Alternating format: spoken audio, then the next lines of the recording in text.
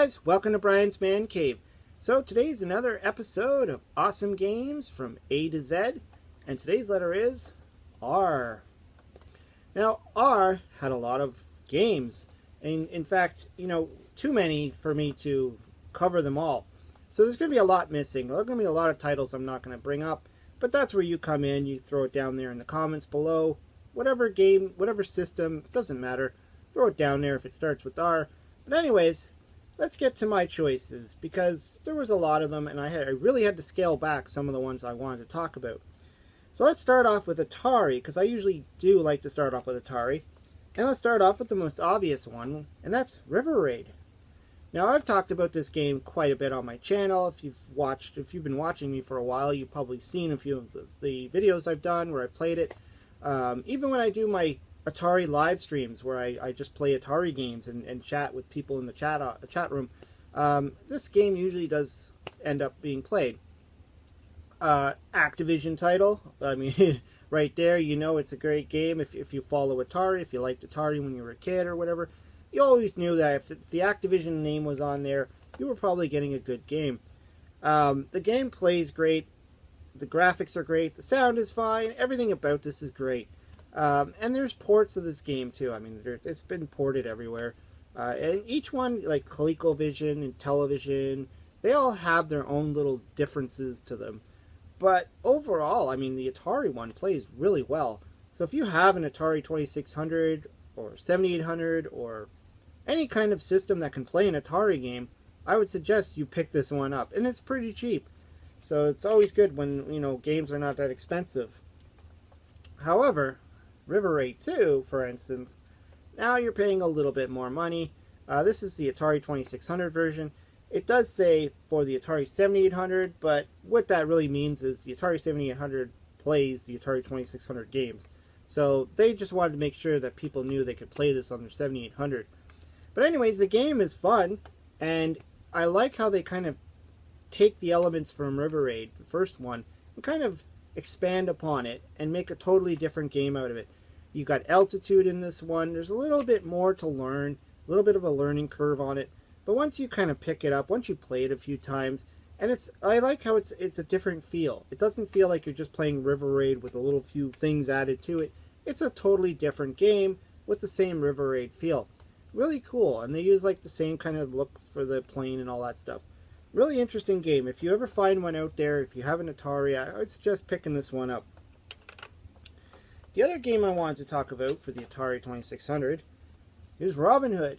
Now, this is a cool one, because this one's a double-ender, which also makes it cool. This one also has Sir Lancelot on the other side. I always was fascinated by these. I didn't get one until much, much later. My friend, he gave me his Atari, all the Atari stuff that he had, because he didn't want it anymore. And inside was one of them. Not this one. I think it was the Chuck Norris one that he had. And I never seen them before. I was like, what is this? And he explained it to me. He's like, oh, it's a double-ender. You get two games. And I'm like, oh, that's so cool. And so, I looked into it. This one's a little bit more rare. I ended up paying more for this one than I have for most of my Atari games. This one landed me around 40 bucks Canadian, which is quite a bit of money. But Robin Hood, I mean, it's a cool game. And I used to play it on the Commodore 64 as well. In fact, a lot of these games I've originally played on the Commodore 64. It's like even River Raid. That was my first experience with it. So this one follows suit. It's the same idea. It's the same. It plays the same. I even did a Watch Me Suck at This Game episode on the Robin Hood game. So if you want to check it out, go search Robin Hood in my videos. You'll probably find it there. I'm not good at the game, but it's still fun. It's still an interesting title. And I always love these double-enders. The last one I want to talk about, Raiders of the Lost Ark. Now, this game is interesting because it kind of changed things. It kind of pushed the boundaries, I would say, of what Atari games did back then. Because most of the Atari games you played, if you were, playing in the 80s, the early 80s, they were single-screen games like Space Invaders, Pac-Man, Centipede, Q*bert. There wasn't a whole lot of, platforming style games. Like you had Donkey Kong, which had 2 levels. You know, Venture might have been one of the only ones that I could come think of right now that had like multi screens, multi things going on. But even then, it felt like it was more of a single screen style of game. Whereas Raiders of the Lost Ark, you actually need to figure things out. You have to read the manual and you have to understand what's going on. And on top of that, there's stuff in the game that's not in the manual. And you got to think in the early 80s when people didn't have the internet, they couldn't just Google it, they couldn't go and watch a YouTube video. The closest you had maybe was a magazine. There was like some video gaming magazines that came out. You could, you know, if they had the game you were interested in, you could read about it. Or if you went to any kind of, I don't know if they had like conventions or whatever, or meetups. Otherwise, you had to pretty much network with your friends and be like, how do you pass this level? How do you do this? How do you do that? Or you figured it out on your own. And so I've never actually completed this game, but I've seen videos where people have completed it, and it does take a little bit of work. You have to understand what's going on. You have to know how to, you know, what items you need. You have to know where to go. You have to know where the secrets are. But it's cool that, you know, this game followed suit with the movie, tried to give you the experience of the movie. It was programmed by Howard Scott Warshaw, the same guy that brought us E.T., which is the same thing. The game is complex. You have to understand what's going on. You have to read the instruction manual. So it's the same thing. But, you know, interesting. And the other thing that made this game a little bit more interesting is that it required two controllers. Because you had to get around the whole idea, or the whole fact that you only had one button on the Atari and one joystick. And if you had a game complex like this that had a lot of options and things to do, they had to come up with a way to expand. They would use the controls on the Atari itself, and they would use the second controller. So whether you get a friend to do the other side of it, you know, to control certain things, or you set yourself up that you can operate two controllers at the same time, it made it a little bit more challenging. But yeah, I would suggest giving it a shot. You might not get it right away, but I would suggest reading the manual. So let's move on to some great Nintendo titles. The first one I want to talk about is Rad Racer. Well, this is Rad Racer 2. I didn't play Rad Racer. I still don't have Rad Racer.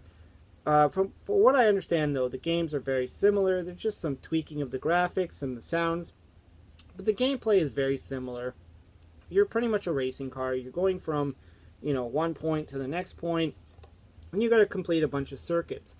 It's very similar to, say, playing something like Pole Position or, you know, other things like that.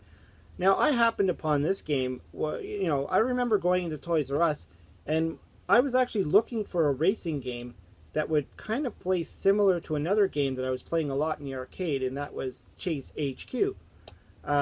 And that's a cop game where you're in a Porsche, a black Porsche. I used it in my intro right now, the current intro that I have. And you're chasing down crooks and stuff like that. Now I was looking for something similar to that. And this is, you know, it gives you the same feel. Obviously, you're not chasing anybody. You're not arresting anyone. And there's no turbo in it. But it still was a game that played similar where you're on the road, you're racing.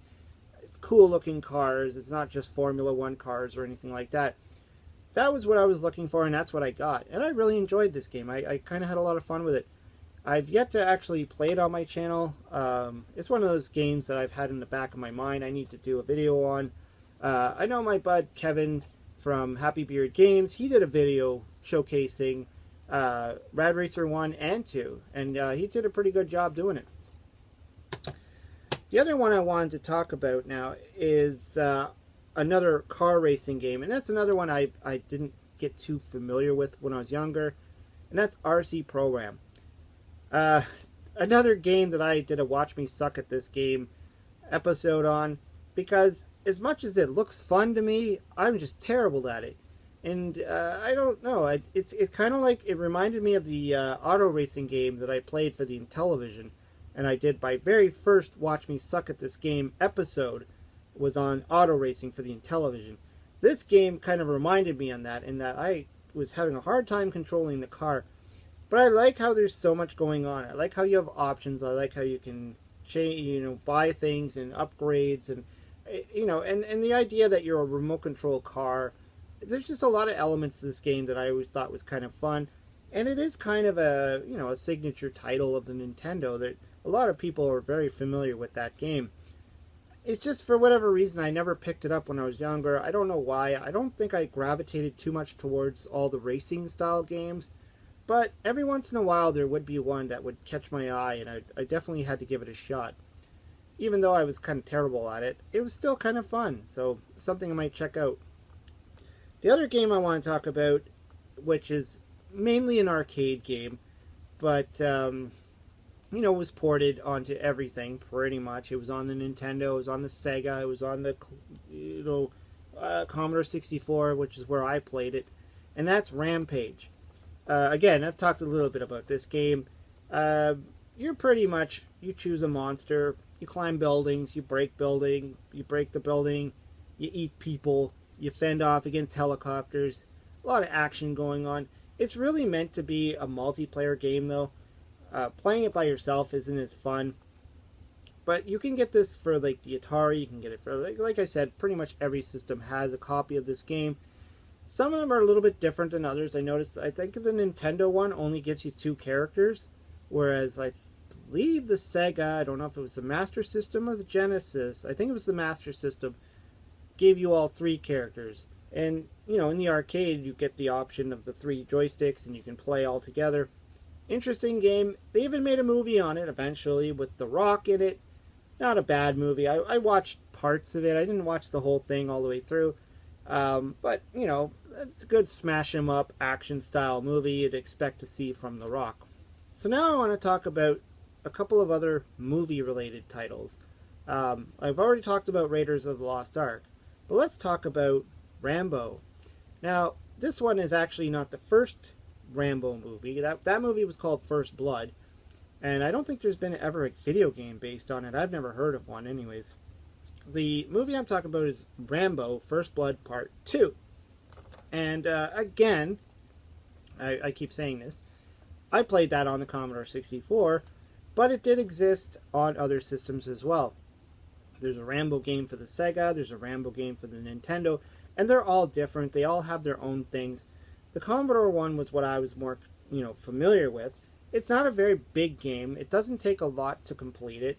You know, it's really hard to figure out the pattern. Once you figure out the pattern, the game becomes easy after that. And I remember my friend and I working really hard to figure out how to beat this game.